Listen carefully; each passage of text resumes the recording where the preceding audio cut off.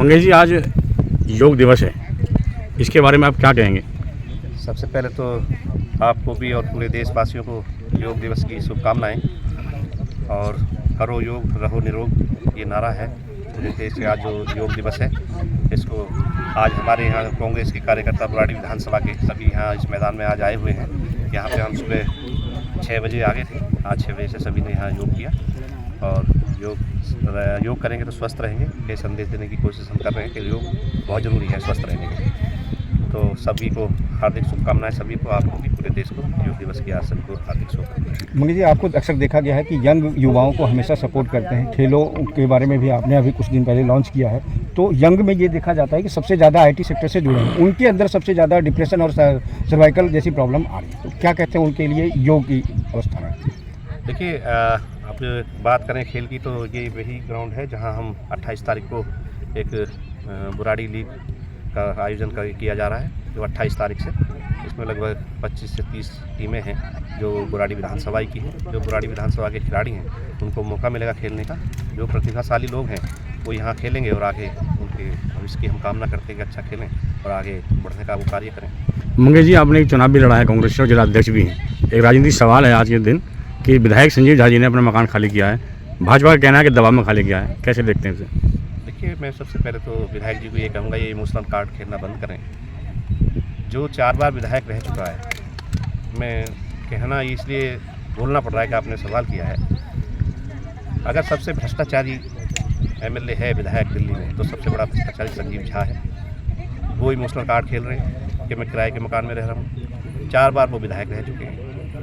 ये जितने भी काम चल रहे हैं बुराड़ी विधानसभा में, इसमें सब में भ्रष्टाचार की बू आ रही है। रोड को लेकर के आपने देखा होगा, इतने हमने प्रदर्शन किए, रोड पे उतरे, लेकिन कोई फ़ायदा उसका नहीं मिल रहा है, क्योंकि जो यहाँ के प्रतिनिधि हैं कुंभकर्ण नींद सोए हुए हैं, सरकार भी सोई हुई है।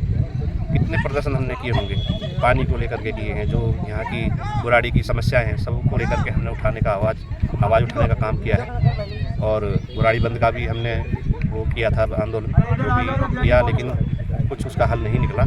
आज भी स्थिति 10 की 10 बनी हुई है। रोड आज भी इतना ख़राब है कि लोग रोज़ाना गिर रहे हैं, लोगों को फ्रैक्चर हो रहा है, एक्सीडेंट हो रहे हैं, लेकिन कोई सुध लेने वाला इनकी नहीं है। बुराड़ी विधानसभा का दुर्भाग्य है कि ऐसे प्रतिनिधि बुराड़ी विधानसभा को मिले, चाहे उसमें MLA हों, काउंसलर हों या MP हों। किसी की भी नीयत काम करने की नहीं है। बुराड़ी को नर्क बना दिया गया है।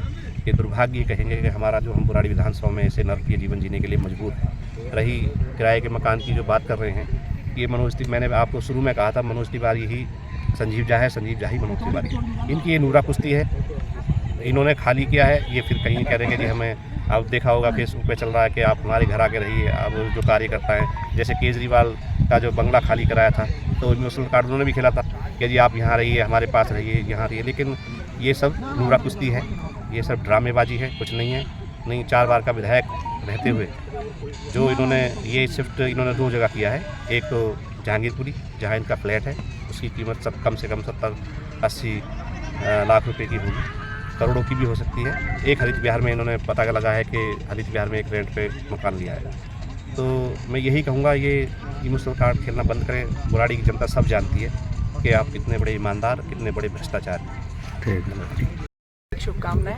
हमें अपने लिए टाइम ज़रूर निकालना चाहिए, खासकर महिलाओं को, क्योंकि अगर आप फिट हैं तो आपका पूरा परिवार फिट है। इसलिए ज़रूर आप आधा घंटा 15-20 मिनट योग को ज़रूर दें और फिट रहें। आज की डेट में डिजिटल का ज़माना है। आज के जो यंगर्स हैं, जो युवा हैं, चाहे वो लड़की हो लड़का हो, वो IT क्षेत्र से ज़्यादा जुड़े हुए हैं। उनको सबसे ज़्यादा सर्वाइकल और इस तरह की जो है कहीं ना कहीं डिजीज से प्रॉब्लम आ रहा है।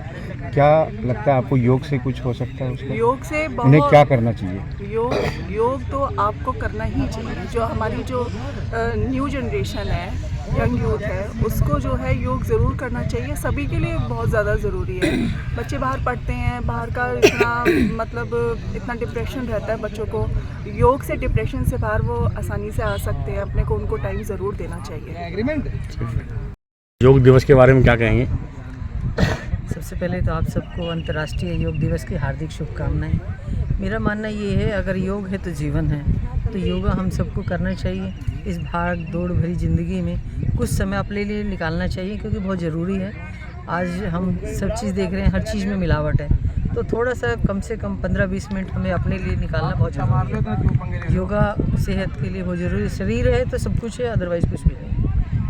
आज योग दिवस है और पूरे भारत में योग दिवस मनाया जा रहा हाँ है। जी। क्या लगता है इससे, इस योग से क्या नए युवाओं को क्या संदेश देना चाहते हैं? मैं तो यही कहूँगी कि जो भी महिलाएं हैं, पुरुष हैं या बच्चे हैं, उनको योग को अपनाना चाहिए और अपना सुंदर भविष्य इसी की तरफ है। क्योंकि इंसान लाखों कमाता है लेकिन शरीर के ऊपर एक रुपया नहीं लगाता, तो योगा करना चाहिए हर एक इंसान को। और जितने भी भाई बंधु सुनते हैं कि हम लोग थोड़ा सा आलकस कर जाते हैं, तो मेरा तो यही है कि हम सबको योगा करना चाहिए। Thank you. सारी शुभकामनाएं। और योग हमारे जीवन के लिए सबसे महत्वपूर्ण हमारे शरीर का हिस्सा है। योगा करने से आजकल सारी बीमारियां ख़त्म हो जाती हैं। मैंने देखा है जैसे आजकल के युवा ज़्यादा जिम पे ज़्यादा ध्यान दे रहे हैं, तो मैं उन युवाओं से यही बोलूँगी कि जिम से ज़्यादा अगर आप योगा पे ध्यान दें तो ज़्यादा बेहतर रहेगा, क्योंकि योग है तो जीवन है। ठीक है। आज योग दिवस पे क्या कहेंगे आप? आप सभी को आज योग दिवस की बहुत बहुत शुभकामनाएं। हमारा ये शरीर 5 तत्वों से बना है और हम ये सभी जानते हैं कि अंत में हमें इन 5 तत्वों में ही विलीन हो जाना है। हमारे जो ऋषि मुनि प्राचीन काल में हुए हैं, उन्होंने सबसे ज़्यादा, उस समय डॉक्टर वगैरह तो होते नहीं थे, तो वो जड़ी बूटियों से और योगासन वगैरह से अपने शरीर को स्वस्थ रखते थे और इतनी कठिन तपस्या करते थे कि आज का युवा तो वो सोच भी नहीं सकता। इसलिए आज की भागदौड़ भरी ज़िंदगी में हम सभी को कम से कम आधा घंटा अपने शरीर को स्वस्थ और सुंदर बनाने के लिए योगासन और प्राणायाम जरूर करना चाहिए।